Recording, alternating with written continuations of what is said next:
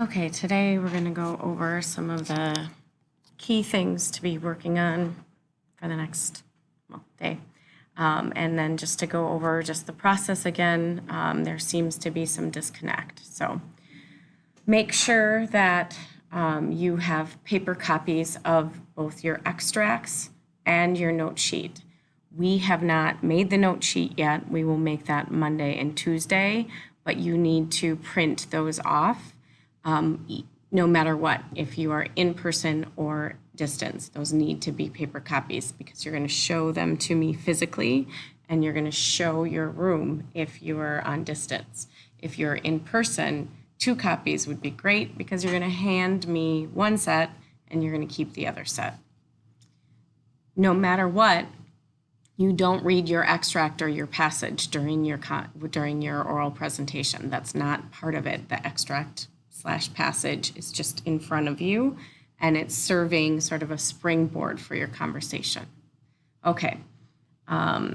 In-person learners, we've already gone through this, but I wanted to make sure you had this in case you were not in class when we went over it.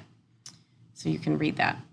Distance learners, 20 minutes before your presentation, you should read through your outline, check your note sheet, grab some water, breathe, use the restroom, do whatever you need to do to get yourself situated. 5 minutes before, you should join the Google Meet, and the code will be the first 3 letters of your first name, and I put formal, meaning like if your name is William, but you go by Bill, you still do W-I-L. So whatever formal name I have on my documentation. When you get on the Google Meet, you will go to present screen. It's in the bottom right-hand corner, and you will show your entire screen. When you do that, or before that, you're going to show your room. You're going to show your desk, everything. This is to ensure that you have nothing but your note sheet and your 2 extracts. If it's a problem like you don't have good Wi-Fi or you feel like you don't have a good space, you can come into the building and do your presentation here in A276. There's nothing that says that you have to do it from home. So please be sure that your Wi-Fi is really good and that you can have your camera on during a Google Meet and share your screen. Those are really important things. You need to share your entire screen. This will ensure that you don't have other notes open. Again, having those pieces of paper present is going to really help you because otherwise you have to toggle back and forth, and if you click the wrong button, you might click out and then we don't really stop time. So we need to make sure that it's recording the whole time.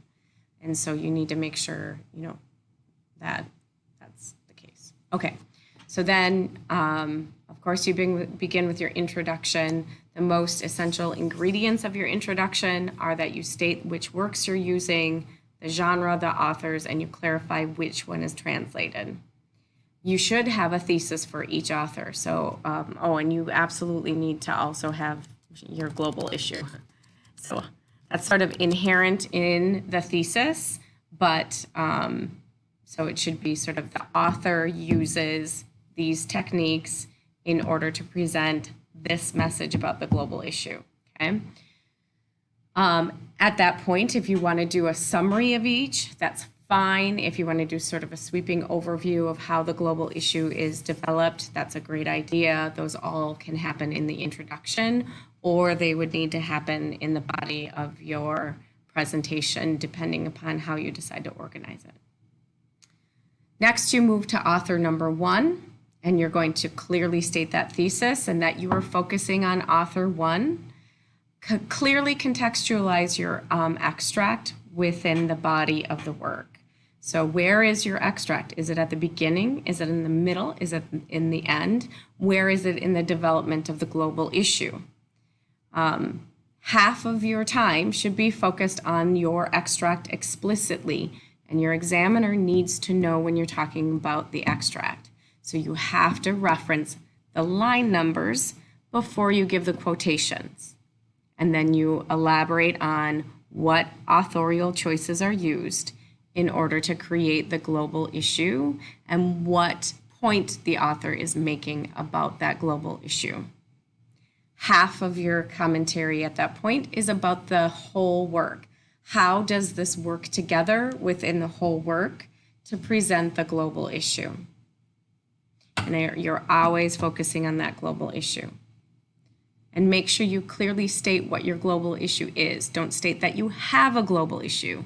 You have to state your global issue and your author, because the examiners will be listening to about 150, and they're not going to remember your global issue because you stated it once. You have to repeat your global issue, clarify, add nuance over and over again. When you are done with that extract, you transition into your next extract. It's nice if you can transition sort of with clarity and by giving sort of an explanation of how the author might treat your global issue differently. So you can explicitly state, now I'm going to move on to, and then you state what work, by what author, what the author is saying.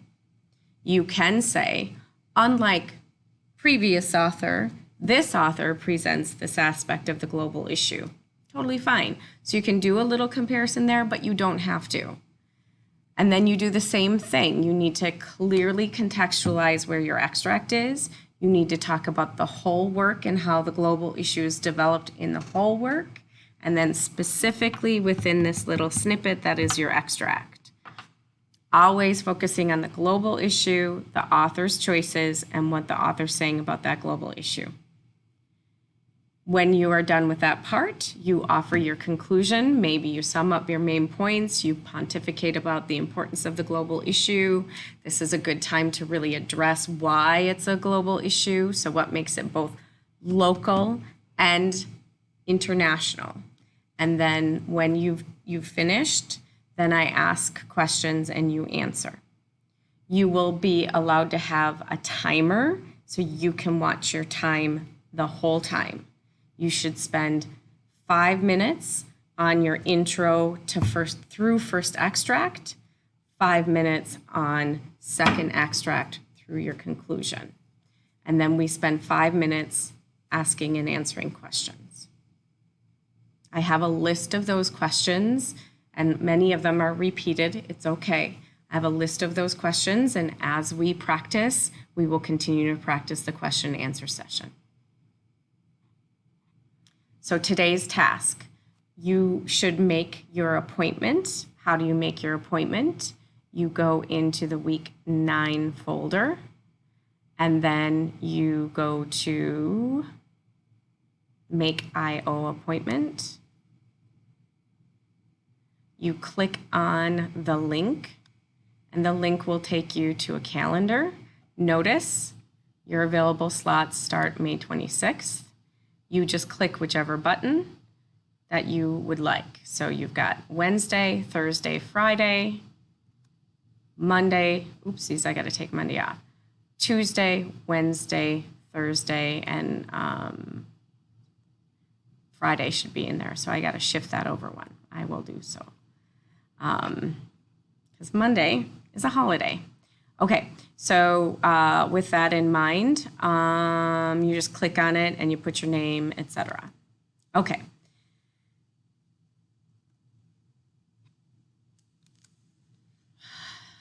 Make sure that you've added your line numbers before your quotations from the extracts, because when you're referencing the extract, your examiner needs to look at their paper, because they have your extracts in front of them, and find that so they can read along and see and hear what you're talking about.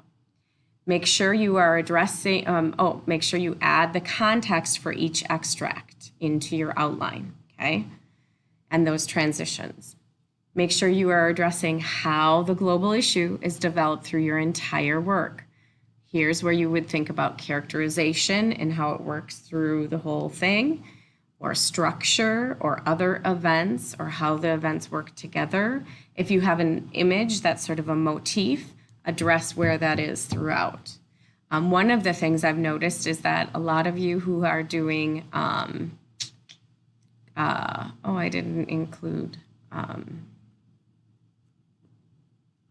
what's his name? Dorfman or Ogawa. For Dorfman, you have to talk about stagecraft. You have to talk about the audience and what they're seeing. If you're not talking about that mirror or props or lighting or the sound, you should go back and do so. Okay, little side note. Add transitions and strong verbs using the recommendations linked on Schoology.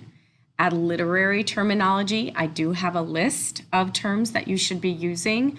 I would also recommend, right, you need to make sure if you're talking about the play, you're talking about the playwright, and you're talking about the audience. You're not talking about the reader, you're talking about the audience. When you're talking about a poem, it is the persona or the speaker. If it's one of our short stories or novels, it's the narrator. Okay, things like that. Make sure you make necessary revisions based on your feedback and new ideas that you have. Practice aloud and time yourself, and then practice 2 more times and revise as needed. I hope this little video helps you kind of get a sense of what you're doing, and please feel free to ask questions as you go. Thank you.